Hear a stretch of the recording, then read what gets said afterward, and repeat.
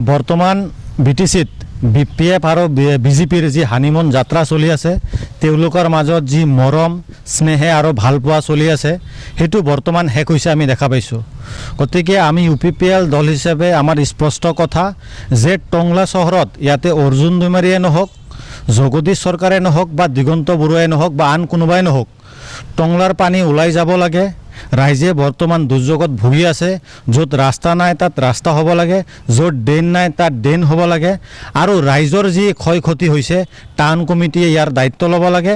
আৰু লগতে চাৰ্কল অফিচাৰক লৈ ফালে তেওঁলোকক ৰেচন দিব লাগে, ক'ত কি সা সুবিধা দিব লাগে সেইখিনি তেওঁলোকে লিষ্ট কৰি ফালে তেওঁলোকে প্ৰদান কৰিব লাগে। দুইটা দলে মিলি ফালে বৰ্তমান BTCত চৰকাৰ চলি আছে আৰু তেওঁলোকৰ মাজত যি বুজাবুজি আছে, এই বুজাবুজি কৰি ফালে তেওঁলোকৰ চৰকাৰে বৰ্তমান BTCত কাম কৰিব পৰা নাই। আৰু কাম কৰিব পৰা নাই কাৰণে তেওঁলোকে নিজৰ দলৰ মাজত কাইজা লগাই ফালে তেওঁলোকে দায়িত্বৰ পৰা হাৰি যাব বিচাৰিছে। তেওঁলোকে দায়িত্বৰ পৰা হাৰি যাব নালাগে। এইবিলাক বস্তু আৰু আমাৰ শুনিবলৈ মন নাই। আমাৰ স্পষ্ট কথা, টংলাবাসী ৰাইজৰ উন্নতি হ'ব লাগে, ৰাইজৰ কাম হ'ব লাগে। ৰাইজে বৰ্তমান দুৰ্যোগত ভুগি আছে, ৰাইজৰ সা সুবিধা ৰাইজে পাব লাগে আৰু টাউন কমিটিয়ে ইয়াৰ দায়িত্ব ল'ব লাগে আৰু লৈ ফালে তেওঁলোকে কামখিনি কৰি ফালে ৰাইজক দুৰ্যোগৰ পৰা ওলাই লৈ আনিব লাগে।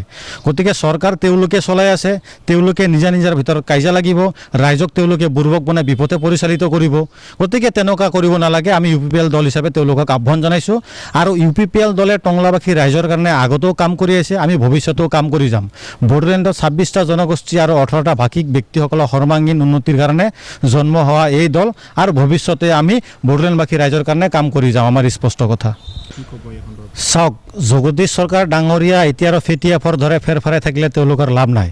যেতিয়া নেকি নিৰ্বাচন হৈছিল, নিৰ্বাচনৰ ভোট গণনা হৈছিল, তেওঁ নিজে তাতে প্ৰেজেণ্ট আছিল আৰু ময়ো এজন আমাৰ UPPL দলৰ প্ৰাৰ্থী হৈ পেলাই ময়ো কাউণ্টিং এজেণ্ট হিচাপে তাতে উপস্থিত আছিলোঁ। যদি জগদীশ চৰকাৰ তেতিয়াই গম পাইছিল যে দিগন্ত বৰুৱাই 2 নম্বৰী কৰি জিকি আছে বা জিকিয়ে আছিল, তেতিয়াই তেখেতে একশ্যন ল'ব লাগিছিল। তেতিয়া কিহৰ স্বাৰ্থত তেখেতে একশ্যন লোৱা নাই আৰু তেখেতে কিহৰ স্বাৰ্থত আজি সেই হাৰা চাৰ্টিফিকেট তেখেতে চহী কৰি থৈ আহিছে? তেতিয়াই তেখেতে চহীটো কৰিব নালাগিছিল বা তেতিয়াই তেখেতে একশ্যন ল'ব লাগিছিল। এতিয়া মছলাটো তেখেতৰ পৰা হয়তো শেষ হৈ গৈছে বা এই মছলাৰ যোনটো নেকি একশ্যন এতিয়া পাৰ হৈ যোৱাৰ পিছত এতিয়া আকৌ মছলা লাগে নেকি তেখেতৰ, বা আকৌ মছলা বিচাৰি ফালে তেখেতে আজি এই কাৰণে আবল তাবল বকি ফুৰিছে। গতিকে জগদীশ চৰকাৰ ডাঙৰীয়াৰ কথাৰ একো ভেলু নাই। BPF দলৰে কোনো নেতা কৰ্মীৰ কথাৰ ভেলু নাই। তেওঁলোকে কয় এটা, কৰে এটা। BPF দলটো হৈছে এটা বেপাৰী দল। তেওঁলোকৰ মুৰব্বীয়ে কয় মই এজন বেপাৰী, 1 টকা দি পেলাই 2 টকা লোৱা ব্যক্তি। গতিকে তেখেতৰ নিচিনা এটা দল, তেওঁলোকৰ নিচিনা এটা দল যে BTC বাকী ৰাইজে তেওঁলোকক বহুত আশাৰে আসনত আনিছিলে, কিন্তু আসনত অনাৰ পিছত 28খন আসন পাই তেওঁলোকে BJPৰ লগত চৰকাৰ চলাই আছে বৰ্তমানো। আৰু চৰকাৰ চলাই পেলাই নিজৰ মাজত তেওঁলোকে আজিৰ দিনত কাজিয়া কৰি আছে, চৰকাৰত থাকি পেলাই কাম কৰিব পৰা নাই। ৰাইজক তেওঁলোকে বুৰ্বক বনাৰ বাহিৰে বাকী একো কৰা নাই।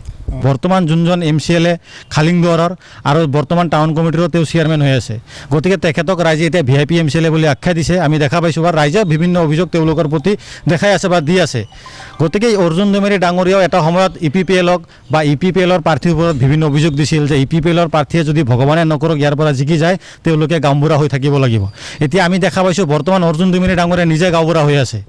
তেখেতে আজি টংলা টাউন কমিটিৰ চেয়াৰমেন হোৱাৰ পিছত এটা ইটা টুকুৰাও আজি টংলা টাউনত তেখেতে দিব পৰা নাই। বৰঞ্চ গাঁওবুঢ়া তেওঁ নিজে হৈ আছে। তেখেতৰ যোনজন বাহনেদি আজি ঘূৰি ফুৰি আছে ৰাইজৰ মাজত, কোনোবা পাৰ্কিঙৰ মানুহ, কোনোবা বাজাৰৰ মানুহে তেখেতৰ গাড়ীৰ EMI মাৰে, আমি জানো, আমি দেখা পাইছোঁ। আৰু তেখেতৰ নিচিনা ব্যক্তিয়ে চেয়াৰমেনৰ একো যোগ্য নহয়। তেখেতৰ চেয়াৰমেন কাটিব লাগে। তেখেতে টংলাৰ স্থানীয় বাসিন্দাও নহয়। কাৰ মাটি কেনেকৈ ৰাতাৰাতিৰ ভিতৰত লিখালেখি কৰি পেলাই তেখেতে টাউন কমিটিৰ চেয়াৰমেন লৈছে। ইতিমধ্যে তেওঁলোকৰ শাসকীয় দলৰ এজন ব্যক্তিয়ে আজিৰ দিনত জগদীশ চৰকাৰ ডাঙৰীয়া BTCৰ প্ৰাক্তন EM তেখেতেই ক'লে যে হাগ্ৰামাৰ ভৰি ধৰি ফালে তেখেতে আজি টাউন কমিটিৰ চেয়াৰমেন লৈছে। গতিকে মই তেখেতক প্ৰশ্ন সুধিব বিচাৰোঁ বা তেখেতক ক'ব বিচাৰোঁ, তেখেতে টাউন কমিটিৰ চেয়াৰমেনৰ পদত বহি ফালে কৈছিল যে মুনমুন বাইদেউক মই দেৱী বুলি মই পাইছোঁ আৰু এই দেৱী আজি শপত গ্ৰহণত উপস্থিত আছিল। BTCৰ আৰবান ডিপাৰ্টমেণ্টৰ EM মুনমুন ব্ৰহ্ম ডাঙৰীয়াই আজি ক'ত টংলাবাসী ৰাইজে যে দুৰ্যোগত ভুগি আছে, সেই দেৱী আজি স্বৰ্গত গ'ল না পাতালত সোমালে? সেই দেৱীক আজি অৰ্জুন দৈমাৰী ডাঙৰীয়াই আনি ফালে এই ৰাইজৰ অসুবিধাৰ কাৰণে তেখেতক আনি পেলাই থিয় কৰাই দিব লাগে। কিহৰ কাৰণে থিয় কৰাই দিব পৰা নাই, এই কথাবিলাকৰ উত্তৰ অৰ্জুন দৈমাৰী ডাঙৰীয়াই দিব লাগে। গতিকে গাঁওবুঢ়া নিজে হৈ আছে, নিজে MCLA হৈছে, তেওঁলোকৰ চৰকাৰ BTCত কাম কৰিব পৰা নাই। নিজে যিখিনি দৰমহা পায় এইখিনি দৰমহা হাগ্ৰামা মল্লিক ডাঙৰীয়া বৰ্তমান কাটি লৈ গৈছে তেখেতৰ পৰা, আৰু এই পইচা দি পেলাই হাগ্ৰামাই মেক্সিকো কানাডাত ফুটবল মেচ চাবলৈ গৈছে। গতিকে এইবিলাক কথা আমি জানো। গতিকে BJP দলে কথাই বা বিজেপি দলৰ যোনটো নেকি তেওঁলোকৰ আচৰণ, কালি ক'ৰবাত মিটিং হ'লেও অৰুণোদয় কাটি দিম আপোনালোকে যাব লাগিব, কালি তমুকত কিবা হ'লেও অৰুণোদয় কাটি দিম যাব লাগিব, দৰকাৰ পৰিলে ঘৰত গিৰাকে ভাত নাই খাই থাকক, দৰকাৰ পৰিলে ঘৰতে ৰন্ধা বঢ়া বন্ধ হৈ যাওক, কিন্তু তেওঁলোকৰ মিটিঙত যাব লাগিব। বিজেপিৰ এটাই পলিচি যে অৰুণোদয় কাটা যাব বুলি আমাৰ আই মাতৃসকলক তেওঁলোকে এনেকুৱাকৈ টুপি পিন্ধাই থাকে আৰু তেওঁলোকক মাতি থাকে।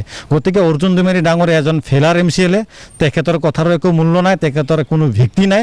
গতিকে তেখেতক আমি ধিক্কাৰ জনাইছোঁ যে আজিৰ দিনত তেখেতে এটা সময়ত কৈছিল যে EPPLৰ এটা নেম প্লেট নাই টংলা চহৰত। তেখেতৰ যদি দম আছে মোৰ লগত ওলাব লাগে, EPPLে ক'ত কি কাম কৰিছে গোটেই নেম প্লেট মই দেখাই দিম। তেওঁ আজি 1 বছৰ হৈ গ'ল চৰকাৰত অহাৰ পিছত, আজি কিহৰ স্বাৰ্থত তেখেতে কাম কৰিব পৰা নাই। গতিকে বিজেপি আৰু BPFৰ যোনটো চৰকাৰ চলাই আছে BTCত, টোটেলি ফেলাৰ চৰকাৰ। হাগ্ৰামা মল্লিক ডাঙৰীয়া যোনটো বাজেট ছেছন চলি আছিল, বাজেটত জমা দিয়া 900 কোটিৰ ভিতৰত যোৱাকালি অসমৰ পৰা 450 কোটি টকাহে দিছে। তেওঁলোকে কেনেকুৱাকৈ উন্নতি কৰিব BTCৰ। গতিকে এইখিনি মোৰ ক'ব লগা, ৰাজ্য স্বাৰ্থত কাম কৰিব লাগে। বৰ্তমান ৰাজনীতি কৰাৰ সময় নহয়, টংলাবাসী ৰাজ্যত দুৰ্যোগত আছে, সেই দুৰ্যোগৰ পৰা তেওঁলোকক ওলাই আনিব লাগে।